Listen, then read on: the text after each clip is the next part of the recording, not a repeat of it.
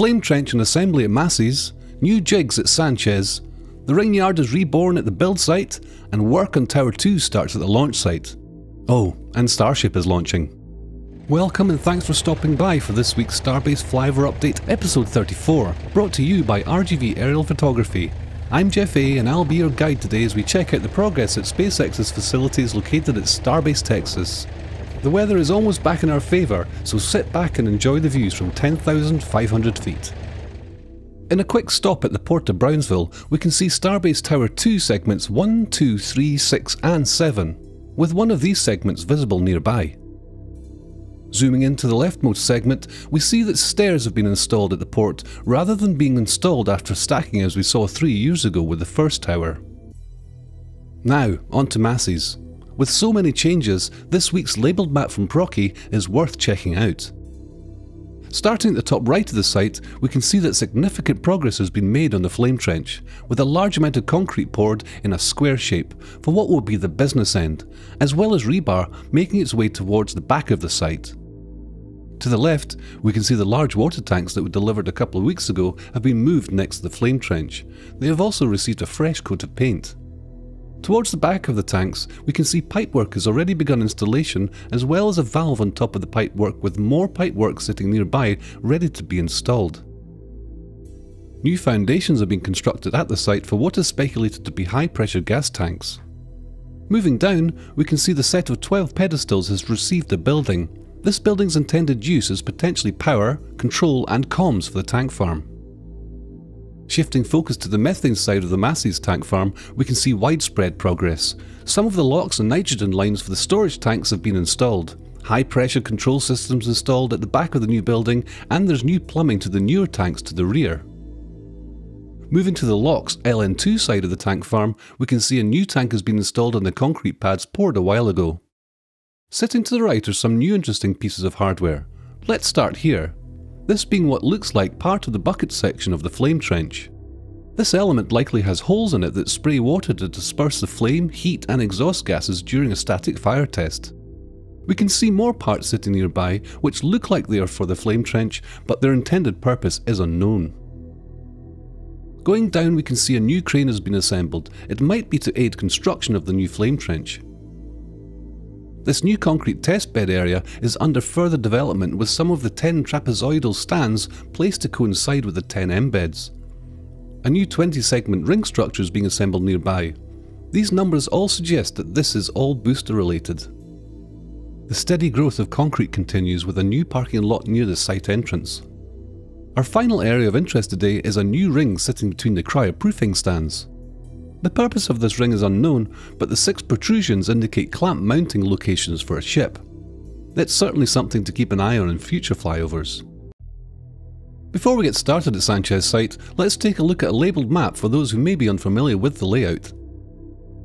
The weather at Starbase hasn't been very cooperative the last few weeks, but we managed to snap a few good shots of the Sanchez site from the north and west beneath the dense cloud layer. Getting started near the main entrance, we can see construction of the third booster transport stand is well underway. The primary ring structure still has a few gaps as seen here from the ground. But build time is not an issue with these stands, it appears, since SpaceX has managed just fine with one of these stands thus far.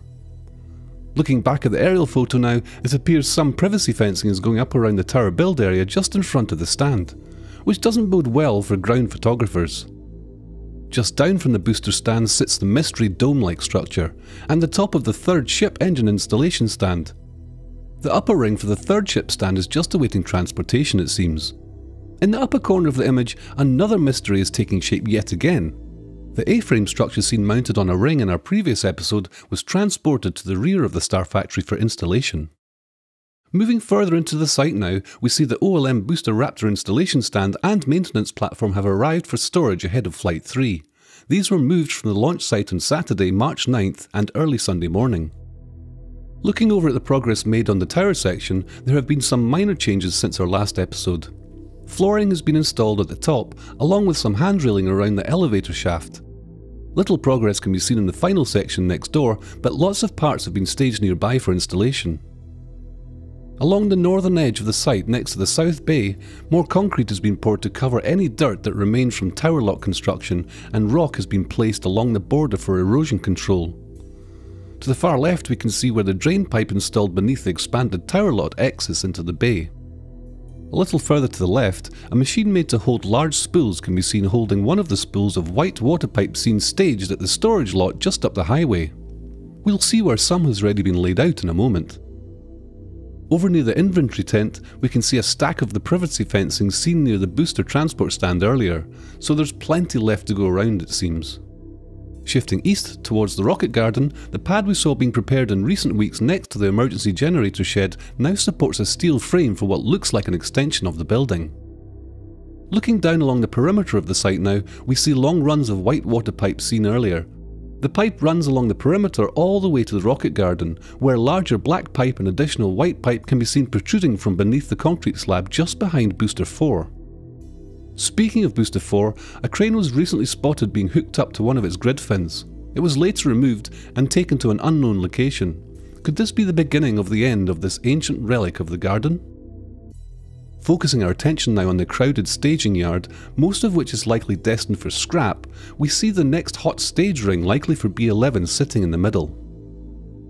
Just next door, we can see the second and last turntable for Megabay 2 still awaiting installation. It's been moved from the staging lot next to the garden to make way for other projects. Up at the new tank farm taking shape in front of the water storage tanks and fire suppression shed, a host of vaporizers, vertical tanks and high pressure horizontal tanks populate this lot now, and it seems like an area built for consolidation of the necessary gases used in the facilities at Sanchez and the build site. More concrete has been broken up in the corner, which will likely be replaced to expand the existing slab poured for this small lot. We'll wrap up our tour of Sanchez by checking on progress for the new multi-level parking garage. The drill rig continues to make its way around the old parking lot, setting piles for the future structure. Plenty of rebar remains on standby for building of the rebar cages that are being lowered into the holes and encased in concrete. To the lower left of the image, inside the parking lot, we can see piles that have been exposed, along with a pile testing rig sitting a little further up by the office trailers. As we head over to the build site, take a look at this ground photo of the Star Factory from Highway 4 as you approach from Sanchez. Check out the curvature of the structure at the far end as you approach. And here we are in the build site. Due to the limited angles this week as a result of extensive low altitude cloud coverage, we don't have a map from Procky to show you. Starting off with this back angle of the site, we see the three sections that make up the door for Megabay 2. Just above that is a steel beam likely intended for the bottom of the door, similar to what we saw for Megabay 1. We notice that the concrete connecting the only unblocked exit of the Star Factory to the Megabay area has been torn up, possibly indicating future Star Factory expansions southwards. As of 2 weeks ago, this exit was the only way for 4 ring sections produced in the already constructed segments to exit the factory. This is no longer true. Looking at this zoomed out image taken this week, we notice that a new road has been constructed, reaching from the back of the Star Factory Phase 2 expansion all the way to the area behind Megabay 2. We can therefore assume Tent 4 and the surrounding miscellaneous storage area will soon be cleared to make way for ship and booster segments exiting the Star Factory. If you're wondering why this road was built like this, it's to connect to the brand new ring yard staged in front of the 3 existing exits of Star Factory facing north. It certainly seems like the ring watchers will live to fight another day. We can also see in this image that many more concrete footings have been poured for the office building. Meanwhile, Star Factory construction shows no signs of slowing, with workers erecting steel beams all the way to the left of this image before turning their attention to the right, and roof cladding installation coming shortly after. In addition, another normal height section has been constructed since the last flyover, with 3 more to go before reaching the original Star Factory. Now let's take a look at Labpadre's rover cam. We can see where 3 rows of black cladding have been installed since the last flyover. Zooming in, we see workers busy installing thick panes of glass onto Star Factory. Thanks to Vix once again for compiling this time-lapse. Meanwhile, RGV cam caught this angled beam being installed, meaning that Star Factory's glass will be angled upward the further south it goes, similar to the Starlink facility in Bastrop, Texas. And now for a quick update on booster stacking. Half of Booster 14's lock section was stacked as of the 11th, and it currently sits in Megabay 1 with B11, 12 and 13. Over in the high bay, there were no noticeable changes to S30 and 31. Meanwhile, S29 moved from Megabay 2 to the launch site, which is where we'll go next.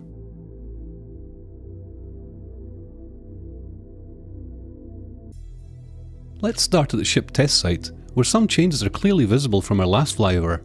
To begin with, S28 was removed from the test stand on February 28th and moved to the chopsticks ahead of WDR testing some days after. And now in its place is S29, which was moved to the launch site on February 29th, and by Thursday the 7th, S29 attempted a spin prime test but was aborted. By the time you're watching this video, it should have performed a spin prime and maybe even a static fire test, because we have testing road closures scheduled for Monday through Wednesday from 6 AM to 6 PM. It's really impressive how quickly SpaceX is moving with ship testing ahead of IFT4 in the coming months. Nearby is the former parking lot where SpaceX is planning to build a second orbital launch pad. We can see that work has already started here as prefabricated vertical drain installation has begun. This allows water to flow freely out of the ground below.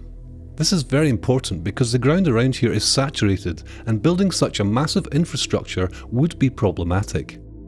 Moving left a little bit, we have the 2-point lifter on its stand and some transport stands, Booster 10s, Ship 29s and Ship 28s. As we mentioned before, the dance floor and Raptor installation stands had moved to the production site by early Sunday, which is good news because it is yet another indicator of Booster 10's flight readiness. At the orbital tank farm expansion area, the vaporizers have been moved into a safe place ahead of the launch. We expect them to get installed after the third flight of Starship. Along with continuing plumbing along the front of the site, more items like these transformers are being installed. The 3 pill-shaped tanks have been installed onto their pedestals where one of the vertical GSE tanks used to stand. Over towards the lock side, the concrete footing in front of the new concrete wall has been poured. If we move to the Deluge farm area, the new building that is speculated to be restrooms for the employees is getting its final touches, like glass on the main entrance. Also, the roof has received a protective waterproof membrane. Finally, at the orbital launch mount, we have S28 and B10 that were stacked minutes before this photo was taken. Here you have a time-lapse captured by Anthony Gomez of the final stack ahead of flight. At the same time, SpaceX teams were preparing for a flame deflector test to mark off another item of the checklist for the flight. Thanks to Labpadre for capturing the test and to Vix for posting my screen grab. And speaking about the flight, SpaceX announced on X that the third flight of Starship is scheduled for Thursday, March 14th, pending regulatory approval soon after NOTAM's flight road closures for the 14th through the 18th, and many other signs started to appear showing that SpaceX is pretty confident that the FAA is going to sign the launch license modification on time. It will most likely have happened by the time you are watching this video. And that's it for Starbase Flyover Update episode 34. Thank you for choosing to fly with RGV Aerial Photography. If you liked what you saw today, please do consider subscribing so you don't miss out on the new videos each week, and leave a thumbs up on the way out. Also, please consider supporting our flyovers through Patreon to gain access to our flyover gallery the same day it occurs. Finally, join our public Discord server to discuss Starship and space in general with like-minded fans around the world. The link is in the description below. This is Jeff A, and that's all for now.